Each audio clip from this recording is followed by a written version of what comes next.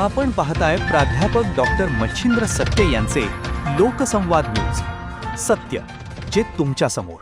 राज्य सरकारने सुरू केलेल्या बहुचर्चित मुख्यमंत्री माझी लाडकी बहीण योजनेबाबत एक अत्यंत खळबळजनक बातमी समोर आली आहे. माहिती अधिकारातून मिळालेल्या आकडेवारीनुसार जून 2026 पर्यंत तब्बल 92 लाख अपात्र लाभार्थ्यांच्या बँक खात्यात 9,605 कोटी रुपये वर्ग झाल्याचं उघड झालंय.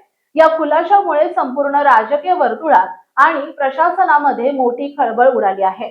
आर्थिकदृष्ट्या दुर्बल घटकातील महिलांना दरमहा 1,500 रुपयांची मदत देण्यासाठी जुलै 2024 मध्ये ही योजना सुरू करण्यात आली होती. मात्र लाभार्थी यादीच्या पडताळणी दरम्यान मोठ्या प्रमाणावर त्रुटी समोर आल्या आहेत. 62 लाख महिलांनी ई-केवायसी न केल्यानं त्यांना वगळण्यात आलंय, तर 16 लाख लाभार्थ्यांचे कौटुंबिक उत्पन्न 2.5 लाखांच्या मर्यादेपेक्षा जास्त आढळले. सर्वात धक्कादायक बाब म्हणजे तब्बल 4.5 लाख सरकारी कर्मचारी आणि अधिकाऱ्यांनी चुकीच्या मार्गाने या योजनेचा लाभ घेतल्याचं स्पष्ट झालं. याशिवाय 3.6 लाख महिला आधीपासूनच संजय गांधी निराधार योजनेचा लाभ घेत असतानाही त्यांनी यात नोंदणी केली होती. 2.5 लाख कुटुंबातून एकापेक्षा जास्त अर्ज, तर 1.8 लाख महिलांचं वय 65 वर्षांपेक्षा जास्त असल्याचं तपासणीत उघड झालंय.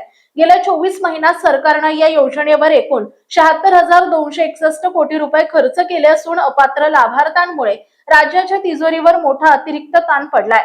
दरम्यान यावर प्रशासनानं महत्त्वपूर्ण स्पष्टीकरण दिलंय. महिला आणि बालविकास विभागाच्या वरिष्ठ अधिकाऱ्यांनी दिलेल्या माहितीनुसार सर्वसामान्य अपात्र महिलांकडून कोणतेही पैसे परत घेतले जाणार नाहीत. मात्र बेकायदेशीरपणे लाभ घेणाऱ्या 4.5 लाख सरकारी कर्मचाऱ्यांकडून सक्तीने वसुली केली जाईल. यासाठी जिल्हाधिकाऱ्यांना तातडीने आदेश देण्यात आले असून लवकरच वसुलीचा अहवाल सादर केला जाणार आहे.